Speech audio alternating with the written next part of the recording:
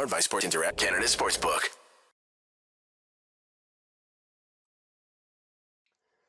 So it will come down to one game at the Saddle Dome. Hello, everyone. I'm Peter. He is Audie. Technology, not our friend for the live version of the program, so we are taping a Game 6 reaction video here on Game Over Calgary. Get all of your NHL playoff action at Sports Interaction before the game starts, live in play, or how your favorite player will perform. Canada plays at SIA. Doing it right since 1997. With the most competitive odds, Sports Interaction makes it easy to deposit, play, and cash out. Head to sportsinteraction.com. That's sportsinteraction.com/SDPN. 19 years and older, please play responsibly. Audie, do I have you, sir? You have me now. I it was a little choppy there, but you got me now. Well, a little choppy would describe the Flames play, at least in the back part of that game. We will start from the back end and work our way forward. Calgary falls 4-2 at the hands of the Dallas Stars. We are going to a seventh game on Sunday, and a big part of that is how well Dallas played in the third period and how not well Calgary played in the third period. I guess your thoughts on the final 20 that has Calgary in this winner-take-all situation. Well, funny thing, you and I kind of talked about this a little bit before we started recording. Was one of the things I suggested was it was a reverse of the last game, which obviously in Game 5, Calgary was dominant in that third period, and it kind of gave me flashes of the find away Flames a little bit. They found their way back there, but this one was different. It was they played well to start, and then it progressively got worse. So it was a frustrating. All they really had to do was find a way to get past Ottinger, because everything else was kind of falling into line, and they were playing well. They were dominant. They were hitting. They were shooting the puck well. They were getting shots and traffic in front, but they just couldn't beat Ottinger. So it was frustrating to see them kind of take their foot off the gas, I guess you could say. And obviously it results in them losing this hockey game, and Dallas was the better team tonight. I have no question or no problem saying that they were the better team through 60 minutes, and obviously they win this game. But it's a frustrating loss for the Flames, who started out hot but just couldn't carry it through to a full 60. There's your hockey cliche or bingo. Hockey cliche bingo. You can check that one off right away. The playing a full 60. Yeah, no, for sure. And I thought it really turned, like, not just in the third period, but after Calgary tied it up at two.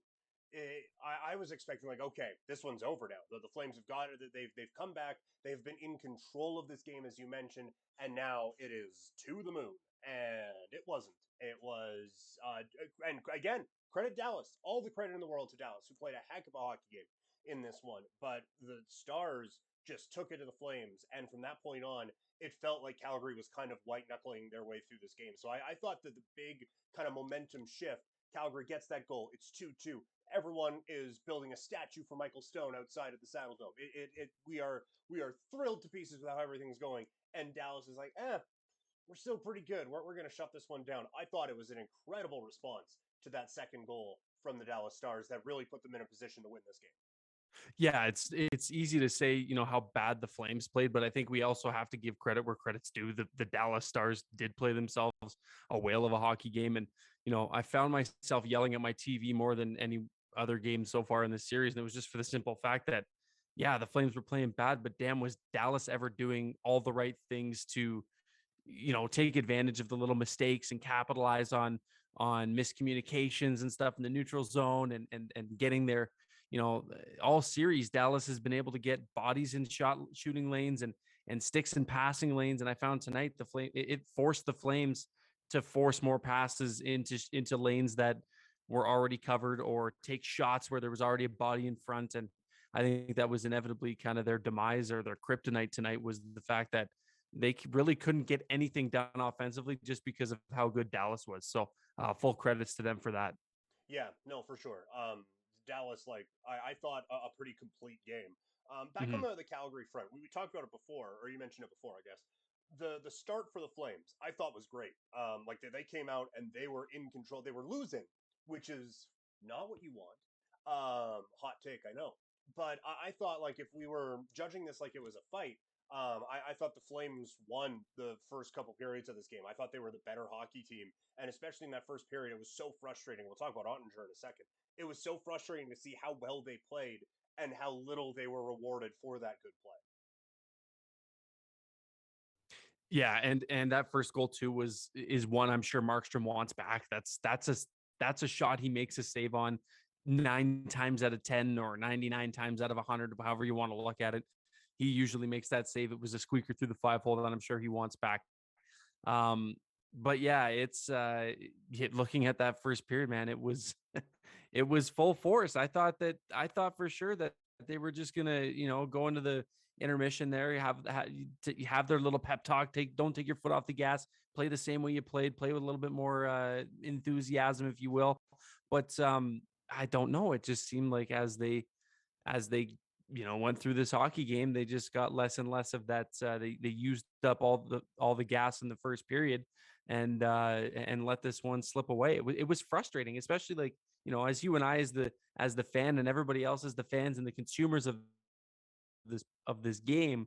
It was frustrating because we're like, damn, like this, they set the tone. I was like, this is something I've always wanted from this series, was them to set the tone and set the pace early. The scoreboard didn't reflect it, but they did, and they were dominant in that category. But it was just frustrating to see, this step back each period or each intermission. It just seemed like it was one step in the opposite direction. So just a frustrating one for me. It wasn't a lot of fun to watch this one progress. No, no, it really wasn't. It did get kind of, and again, like they have that burst and it's 2-2, and it's okay that they've played better. They are the better hockey team, as we've discussed, and our frustrations with that.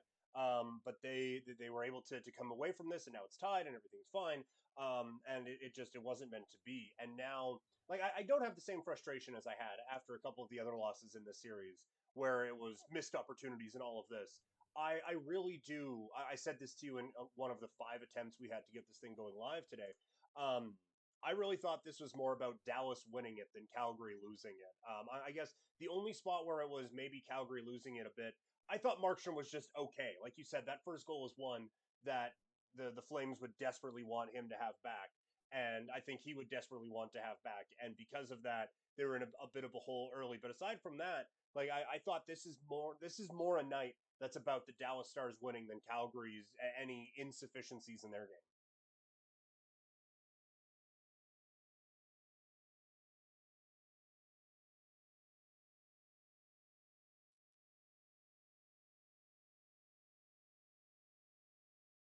I would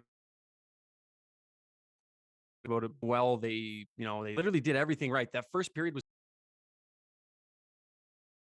kind of a wash. They came out with the lead and they were outplayed, which was, that's a perfect storm right there if I've ever seen one. And yeah, I think that I don't know, as the game progressed, they got better and the Flames got worse. I agree with you though.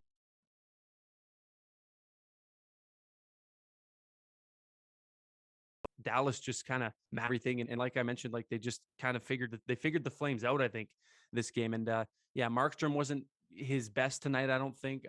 Kachuk, I don't even know where he was. Who else? Oh geez, I'd hate to name names, but it's getting to the point now where we're going into a game 7, and we're still looking for guys like Kachuk and Toffoli to show up. And like I mentioned before, I'm not sure if they're playing injured or what the case is there, but it's frustrating because this team, they show flashes all year, and then all of a sudden, when it matters most, we're all of a sudden faced through the game 7. And again, kudos to Dallas because they've been able to keep up, and it's been a heck of a series so far. And I'm not looking forward to game 7. I'll tell you that much for free. Yeah, no kidding. Had a bit of an audio issue with you cutting out a bit before there, but it does seem like it's been figured out. So I hope fingers so. crossed, because that's been a frustrating part of this game. This has been the story of our night. Man. You mentioned Matthew Kachuk. I thought two Yes. thirds of the top line was really good, but yeah, if he wants to show up in a meaningful way in the series, that would be fantastic. He's not even doing the like stupid after the whistle stuff anymore. It's been quiet. I thought this was Gaudreau's maybe best game of the series. Mhm. Maybe not. He's been really good all series, but this was another good night for him. I thought Lindholm was fine, but need more from number 19 if this is a Flames team that's going to be playing into next week. And I don't want to put all the blame on him and to Foley. It's just, those are the guys that you would expect it from, right? This Mhm. it's the guys that, they don't, those aren't traditionally the guys that just get you there and that's it. Like these are the guys that, Toffoli's been there before. He's won before. He was there last year. He knows what it takes. And Kachuk's just a competitor, man. Like he had himself a heck of a year, it's frustrating because we know what these players are capable of and what they can do. And, by definition or on paper, however you want to look at it, Matthew Kachuk should be like the perfect playoff guy. Just the way the style of hockey that he plays, the style of game that he plays. But it's frustrating because, now, like I said before, we're faced with a game 7 and we still really haven't seen much out of him and much out of Toffoli and much out of, other guys too. I'm not putting all the blame on them, but now would be a good time to show up, especially in a do or die Yeah. game on Sunday. So I will say, I do feel like Toffoli's at least creating some stuff. yes, Like there's yes, actual he's having chances. Like right. he's getting his opportunities. Yeah, it's the puck is going from his stick at least towards the net. The only time we noticed Matthew Kachuk tonight was when Heiskanen was deking him into the fourth row, and that's not when you want to be noticing him. And like sometimes I would get on a guy like Toffoli's job is to score, and so if you're Mhm. not doing that, I don't care how much you're creating, but just do it. But Ottinger has been stellar in this series, and again, um, on in Game 6, he was the star of the show. Pardon the pun. But if he is even only great, this Dallas Stars team is eliminated. But he was excellent all night and is the reason why we're going to have another hockey game here in a matter of about 48 hours because I thought he was spectacular in this game. He's been spectacular all series. Yeah. Like he's you could even argue that without them, they're probably not even a playoff team. Uh, he's had himself a whale of a year. He's played great all series. The Flames, we're going into Game 7, and I truly don't even think the Flames have figured him out yet. They're able to score. They've won. Obviously, they've won 3 up to this point, but I truly don't think that they've figured him out. And it's getting to be a little bit too late for that now, given that it's a 1 game do or die or do or go home. So Yeah. he's been great. It's great to see from like a hockey lover's perspective, but from a Flame side of things, it's like, holy crap, man! Like we can't figure that they can't figure this guy out. It's Yeah. frustrating as hell, but honestly, it's a great story. It's I'm loving watching it. I hate that I'm watching it against Calgary. That's what Right. I'll put it for that because it's been fun, but Well, also I hate it. right. You look at the 2 goals that were scored tonight. It's a 3-on-1 that Mhm. inexplicably involves Michael Stone, and he scores. And it's a power play one-timer that he stops, and it just happens to hit his guy in front of the net and goes in. So they're not beating him clean No, ever. And that's going to be it for Game 7. Is that it needs to be a miserable night for Ottinger. There needs to be guys in his face all night. I thought Coleman had a couple of good ideas. Where just try to jam it past him and and see if Dubé. that I would works. say Dubé Yep. too. He had a Mm-hmm. couple of those where he takes it wide and cuts right to the net. But Yeah. aside from that, nobody else is really trying that. Trying to, I don't know. It's frustrating. It It is. was a Yeah. frustrating game. But yeah, you need to. I think it's going to be ugly for Game 7. And I think as many bodies as you can get in there, because we saw on the Backlund goal, it's not just like, oh, you can get a screen or you can get a deflection. It's you are drawing someone in there that can create a little bit more havoc as well. But no, the Ottinger part of this should scare the heck out of every Calgary Flames fan because we've seen what happens with hot goaltenders and what they can do. And if that doesn't work out, then I don't know where this franchise goes, but we can go. We can go into that maybe after Game 7. Hopefully not though. On Yeah. another part of this that's a little concerning to me is it does seem like Dallas's offense has woke up a little bit. Like one of the goals Hmm. tonight is an empty netter, but that top line, holy crap, were they good? And now Ben and Sagan have entered the group chat, and that is concerning because we knew this was a one-line team going in, if they can get a second line going, oh boy, that's scary. Not no, it's not good. That's why, like, as much as I want to stay optimistic, like I'm not looking forward at all to a game 7. And I know there's so many people on Flames Twitter, and I get it. Like you want to stay optimistic. But we've also seen this seen this play before. And we talk about Jake Ottinger coming into this and how good he's been. Now we talk about a potential second line entering the fold, and it's really scary because this has the makings of I don't want to jinx it or anything or speak it into existence, but it truly has the makings of a team that can go on a deep run. They have, again, pardon the pun, all the stars aligning for them right now early on. And, it's easy to get behind a hot goalie. You get a couple lines that are buzzing and you get them going early too. And that's, we've seen that with, the Penguins going back to back. They did that. And St. Louis, it's frustrating because it's got the makings for it. The Flames just got to be the heartbreakers, because I definitely, I don't know, I wouldn't say that they're the favorites going into Game 7, given how they've played so far in this series. Yeah.